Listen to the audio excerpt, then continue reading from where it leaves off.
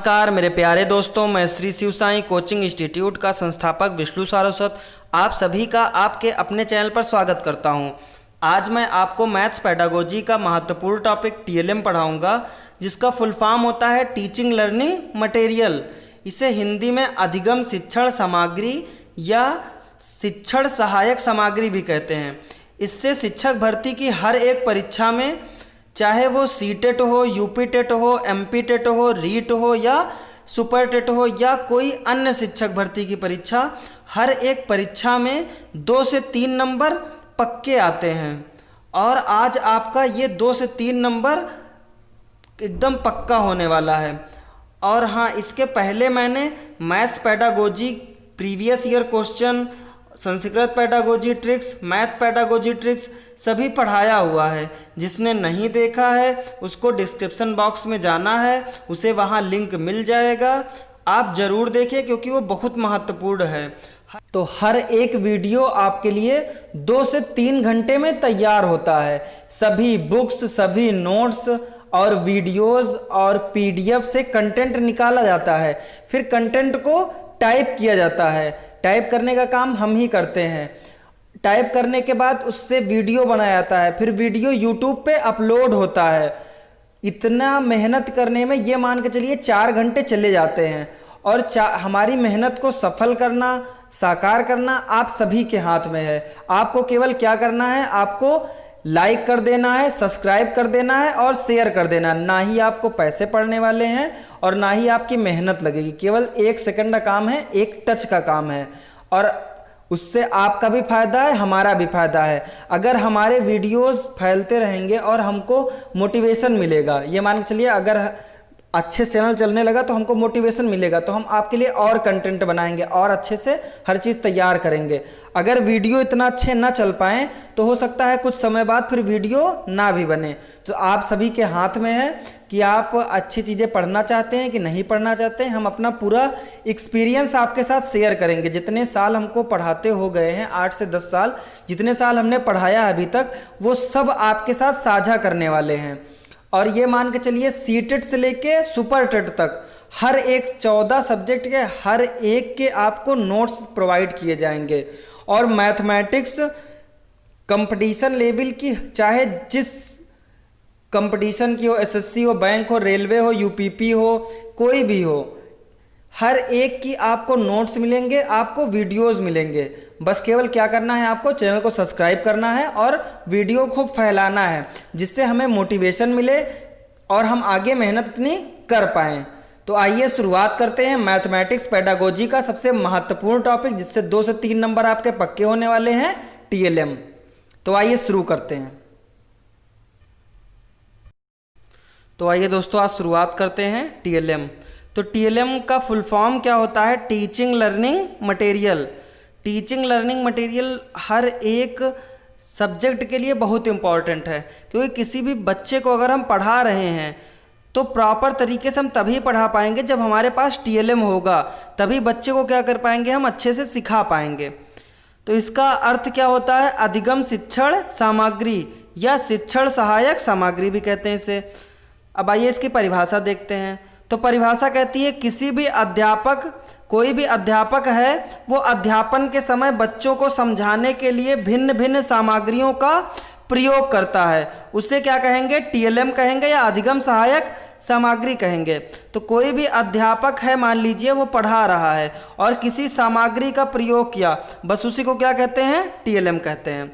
पढ़ाते समय बच्चों को समझाने के लिए जिस सामग्री का प्रयोग होगा वही क्या कहलाएगा? टीएलएम कहलाएगा। दूसरे शब्दों में हम यह कह सकते हैं कि शिक्षण प्रक्रिया के समय जिन सामग्रियों से छात्र आसानी से सीखते या समझते हैं, शिक्षण प्रक्रिया के समय जिन सामग्रियों से छात्र आसानी से सीखते या समझते हैं, उसे क्या कहते हैं? टीएलएम कहते हैं। तो आपको समझ में आ गया होगा। अब आइए आगे चलते हैं। तो आइए दोस्तों शुरुआत करते हैं। पहला है गिनतारा। गिनतारा या इसी को क्या बोलते हैं? अबेकस बोलते हैं। तो आइए इसके बारे में पढ़ते हैं। यह अंक गणितीय कौशल और संख्या प्रवाह को सीखने व सुधार करने के लिए क्या है? सर्वोत्तम तरीके में से एक है।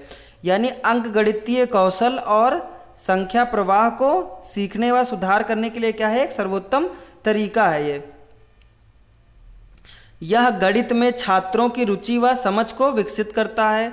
ये जो है गणित में छात्रों क्या करेगा, उनकी रुचि बढ़ाएगा और उनकी समझ को क्या करेगा, ये विकसित करता है। इसमें जोड़ हम सीख सकते हैं, घटाव सीख सकते हैं, गुणा सीख सकते हैं और भाग सीख सकते हैं। तो प्रश्न में अगर आया कि जोड़ घटाव गुणा भाग हम किससे सीख सकते हैं, अगर ऑप्शन में अबेकस है तो क्या हो जाएगा, अबेकस सही होगा। सबसे मेन सबसे इम्पॉर्टेंट पॉइंट, इसको हाईलाइट कर लीजिए, सबसे इम्पॉर्टेंट पॉइंट है ये नेत्रहीन के लिए भी उपयोगी शिक्षण है। ये बहुत बार पूछा गया है। नेत्रहीन के लिए उपयोगी शिक्षण कौन क्या है, अबेकस है। तो आइए देखते हैं अबेकस। इसमें देखिए क्या गोलियां पड़ी होती हैं और इसी से हम क्या करते हैं, जोड़ करना सिखा जाए। जोड़ करना सिखाना है तो सबसे पहले हमने क्या किया, 4 गोलियों को इधर कर दिया, फिर उसके बाद 3 और कर दिए और फिर उसको क्या करेंगे, अब इसको जोड़ लेंगे तो 4 और 3 मिला के कितने हो जाएंगे, 7 हो जाएंगे। तो बहुत आसान है सीखना अबेकस से। अब आइए अगला देखते हैं, डॉट पेपर। तो डॉट पेपर क्या होता है, यह एक पेपर होता है जिस पर अनेक पैटर्न प्रतिरूप में डाट बने होते हैं। यानी इस पे क्या बने होंगे, अनेक पैटर्न और प्रतिरूप में क्या बने होते हैं, डाट बने होते हैं। इसके प्रयोग द्वारा छात्रों को विभिन्न ज्यामितीय आकृतियां 2D और 3D यानी 2 डायमेंशन और 3 डायमेंशन, क्षेत्रफल, गुणा आदि अवधारणाओं को सिखाया जा सकता है। जैसे आइए देखते हैं, ये एक पेज होता है जिसमें खूब सारे डॉट बने होते हैं। तो इसमें हम क्या कर सकते हैं, कोई भी शेप बना के और बच्चों को उसे समझा सकते हैं, चाहे वो 2D हो चाहे वो 3D हो। अब आइए आगे देखते हैं, जियोजेब्रा। तो जियोजेब्रा क्या होता है, ये एक सॉफ्टवेयर होता है। ये क्या होता है, एक सॉफ्टवेयर होता है जियोजेब्रा। यह एक फ्री डायनेमिक मैथमेटिकल सॉफ्टवेयर है। इसका प्रयोग गणित सिखाने में किया जाता है। इसका प्रयोग किस में करते हैं, गणित सिखाने में। देखिए इसमें क्या होते हैं, इसमें बहुत सारे चित्र होते हैं। उसी चित्र को हम समझाने के लिए क्या करेंगे, सॉफ्टवेयर को ओपन करेंगे और चित्र से बच्चों को आसानी से समझा सकते हैं। तो आइए दोस्तों आगे देखते हैं। अगला है जियो बॉक्स। इसी को क्या बोलते हैं हम, ज्योमेट्री बॉक्स भी बोलते हैं। इसी को क्या बोलेंगे, ज्योमेट्री बॉक्स बोलेंगे। इसमें हम क्या क्या रखते हैं, इसमें पैमाना रहेगा, दिशा सूचक यंत्र रहेगा, चांदा रहेगा, गुनिया रहेगा और प्रकार रहेगा। प्रकार ऐसे लिखा जाता है, प्रकार रहेगा और पेंसिल रहेगा और रबड़ रहेगी। ये सब किस में रहते हैं, जियो बॉक्स में रहते हैं। इसका प्रयोग गणित के अध्ययन में किया जाता है। इसमें गणित सिखाने में आने वाले उपकरण होते हैं। अगर हमको ज्योमेट्री पढ़नी है और हमारे पास जियो बॉक्स या ज्योमेट्री बॉक्स नहीं है तो हम ज्योमेट्री के ना फिगर बना पाएंगे ना ही उसको अच्छे से समझ पाएंगे। तो जियो बॉक्स बहुत ज़्यादा इम्पॉर्टेंट है गणित के लिए। अब आइए आगे देखते हैं। तो अगला क्या है, अगला है 10 ग्राम। 10 ग्राम क्या होता है, 10 ग्राम एक बोर्ड होता है। ये क्या होता है, एक बोर्ड होता है जिसमें 7 फ्लैट शेप्स होते हैं। क्या होते हैं इसमें, 7 फ्लैट शेप होते हैं। इन्हें आकृतियां बनाने के लिए रखा जाता है। इनको किस लिए रखा जाता है, आकृतियां बनाने के लिए। इसका उद्देश्य सभी 7 आकृतियों का प्रयोग करके एक निश्चित आकार बनाना होता है जो ओवरलैप नहीं कर सकता है। तो आइए देखते हैं ये क्या है, ये फिगर बनाए गए हैं। 7 शेप होते हैं इसमें, 7 शेप से बना के इसमें फिगर बनाए जिससे बच्चों को आसानी से समझाया जा सके और पढ़ाया जा सके। अब आइए आगे देखते हैं। अगला क्या है, अगला है प्रतिचित्रण। प्रतिचित्रण कहिए, चाहे मैपिंग कहिए, चाहे फलन कहिए, चाहे फंक्शनिंग कहिए, ये पूछा गया है कई बार।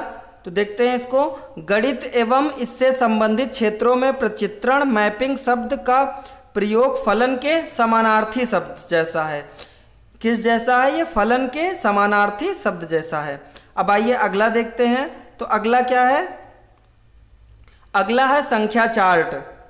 संख्या चार्ट कहिए, चाहे नंबर चार्ट कहिए, चाहे 100 चार्ट कहिए। 100 चार्ट इसे क्यों कहते हैं, 1 से 100 तक इसमें संख्याएं लिखी होती है, इसलिए क्या बोलते हैं इसको 100 चार्ट बोलते हैं। अब आइए इसके बारे में पढ़ते हैं। तो इसका प्रयोग गणित में अंकगणित के बुनियादी कार्यों जैसे जोड़ना हो गया, घटाना हो गया को सिखाने में किया जाता है। इसका प्रयोग क्या होगा? जोड़ना और घटाना सिखाने में किया जाएगा। इसमें 100 तक अंक होते हैं, 1 से 100 तक इसमें क्या होते हैं? संख्याएं होती हैं। सम संख्या, विषम संख्या, अभाज्य संख्या, भाज्य संख्या, इन सबको भी इस पे दर्शा के आसानी से समझाया जा सकता है। इसका प्रयोग संख्या पैटर्न, संख्याओं के आपसी संबंध, संक्रियाएं और समस्या समाधान से संबंधित गतिविधियों आदि में किया जाता है। तो ये बहुत इंपॉर्टेंट है और बहुत बार आया हुआ है। अब आइए देखते हैं, ये देखिए, ये है संख्या चार्ट या नंबर चार्ट। देखिए 1 से 100 तक इसमें अंक रहेंगे। अब आइए आगे बढ़ते हैं। जैसे इसमें प्राइम नंबर बताना हो तो प्राइम नंबर क्या होते हैं? प्राइम नंबर होता है अभाज्य संख्याएं। प्राइम नंबर क्या होते हैं? अभाज्य संख्याएं होती हैं, यानी वे संख्याएं जो एक तथा स्वयं को छोड़कर, एक और स्वयं को छोड़कर अन्य से विभाजित ना हो, यानी कहा जाए तो केवल एक से होंगी और स्वयं से होंगी, तो वो क्या कहलाएंगी? वो अभाज्य संख्या या प्राइम नंबर्स कहलाएंगे। तो आइए इसको समझते हैं उदाहरण के द्वारा। जैसे 2 है तो 2 किससे विभाजित है? 1 से और 2 से विभाजित है। जैसे 5 है तो 5 किससे विभाजित है? 1 से है और 5 से विभाजित है। 7 है, 7 किससे विभाजित है? 1 से होगा और 7 से होगा, किसी अन्य संख्या से नहीं होगा। तो वो क्या कहलाएगा? Prime number. इसमें सबसे इंपॉर्टेंट है 2, बहुत बार पूछा गया, क्योंकि ये इकलौती ऐसी संख्या है जो सम भी है और क्या है? अभाज्य भी है। यानी सबसे छोटी सम अभाज्य संख्या कौन सी है? 2 है। इकलौती ऐसी ये 2 सम संख्या है, बाकी ऐसी कोई सम संख्या नहीं है जो अभाज्य हो 2 को छोड़ के। तो ये बहुत बार पूछा गया है। अब आइए आगे देखते हैं, इसमें देख लेते हैं कौन कौन सी अभाज्य संख्याएं हैं। तो 2 हो गई, 3 हो गए, 5 हो गए, 7 हो गए, 11, 13, 17, 19 हो गया, 23 हो गया, 29 हो गया, 31 हो गया, 37 हो गया, 41 हो गया, 43 हो गया, 47 हो गया, 53 हो गया, 59 हो गया, 61 हो गया, 67 हो गया, 71 हो गया, 73 हो गया, 79 हो गया, 83 हो गया, 89 हो गया और 97 हो गया। ये सभी संख्याएं क्या हैं? अभाज्य संख्याएं होती हैं। अब आइए आगे देखते हैं। तो आगे है ऑड और इवन। तो इवन क्या होता है और ऑड क्या होता है? इवन और ऑड। तो इवन क्या होता है? इवन होता है सम संख्या। इवन क्या होता है? सम। और ऑड क्या होता है? विषम संख्याएं। सम संख्याएं क्या होती? जो 2 से क्या हो? विभाजित हो। जो 2 से विभाजित होंगी वो क्या कहलाएंगी? सम संख्या। और जो 2 से विभाजित नहीं होंगी वो क्या कहलाएंगी? विषम संख्याएं कहलाएंगी। तो आइए देखते हैं इसमें कितनी सम है और कितनी विषम है। तो पहले उदाहरण इसका देख लेते हैं। तो अगर सम का उदाहरण की बात की जाए तो सम का उदाहरण क्या होगा? 2 हो गया, 4 हो गया, 6 हो गया, 8 हो गया, 10 हो गया। इसी तरह सभी संख्याएं क्या होंगी? सम होंगी जो 2 से विभाजित हो। अगर हम विषम की बात करें तो विषम कैसे होंगी? आइए देखते हैं। तो विषम संख्याएं वो संख्याएं होंगी जो 2 से विभाजित ना हो। जैसे 1 हो गया, 3 हो गया, 5 हो गया, 7 हो गया, 9 हो गया, 11 हो गया। ये सभी क्या हैं? विषम संख्याएं हैं। तो आइए अब चार्ट में देखते हैं। तो चार्ट में हम देख सकते हैं, तो आइए चार्ट में देखते हैं। चार्ट में क्या है? चार्ट में पहली लाइन देखी जाए अगर, पहली लाइन क्या है? विषम है, फिर सम है, फिर विषम, फिर सम, फिर विषम, फिर सम, फिर विषम, फिर सम, फिर विषम और फिर सम। यानी कुल मिला के पहला कॉलम, तीसरा कॉलम, 5वां, 7वां, 9वां, ये सभी क्या है? विषम है। दूसरा, चौथा, छठा, 8वां और 10वां, ये सभी क्या है? सम है। तो बहुत आसानी से आपको समझ में आ गया होगा सम और विषम। अब आइए अगले पे चलते हैं। अगला क्या है? जियो बोर्ड। तो जियो बोर्ड भी बहुत इंपॉर्टेंट है। यह एक गणितीय उपकरण है। यह एक गणितीय उपकरण है। इसका उपयोग ज्यामितीय जैसे परिधि, क्षेत्रफल और त्रिकोण यानी पेरीमीटर, एरिया एंड ट्रायंगल, त्रिकोण कहिए या फिर त्रिभुज कहिए, तथा अन्य बहुभुज की विशेषताओं में बुनियादी अवधारणाओं को सिखाने में किया जाता है। तो बहुत इंपॉर्टेंट है ये। अब आइए आगे देखते हैं अगला पॉइंट। 1950 में मिस्र के गणितज्ञ कालिस गट्टानो द्वारा इसका आविष्कार किया गया। तो ये भी पूछा सकता है इसका आविष्कार किसने किया, तो किसने किया है, कालिस गट्टानो जी ने किया है। और कब किया है, 1950 में किया है। सबसे मेन इंपॉर्टेंट पॉइंट ये है कि 2D आकृतियां इसमें बना सकते हैं और 3D को नहीं बनाया जा सकता है। 2D क्या होता है, 2D होता है जिसमें लंबाई हो और चौड़ाई हो, यानी लंबाई होगी और चौड़ाई होगी, वो क्या कहलाएगा, 2D कहलाएगा। 3D क्या होता है, इसमें होगा लंबाई भी और चौड़ाई भी और ऊंचाई भी, यानी लंबाई चौड़ाई ऊंचाई तीनों होगा, तो वो क्या कहलाएगा, 3D कहलाएगा। और 2D क्या होगा, केवल लंबाई और चौड़ाई होगी। तो समझ में आ गया होगा आपको। अब आइए आगे बढ़ते हैं। अब आइए देखते हैं जियो बोर्ड का ये पहला फिगर है। तो जियो बोर्ड ये बोर्ड है और इसमें आप ये याद रखना, इसमें कीलों की संख्या निर्धारित नहीं है, तो कितनी भी कीलें हो सकती हैं। तो इसमें क्या दर्शाया गया, इसमें त्रिभुज दर्शाया गया है। अब आइए आगे देखते हैं। ये दूसरा जियो बोर्ड है, इसमें भी क्या किया गया, इसमें भी ज्यामितीय की 2D आकृतियां दर्शाई गई हैं। तो अब ये एक समाप्त हुआ।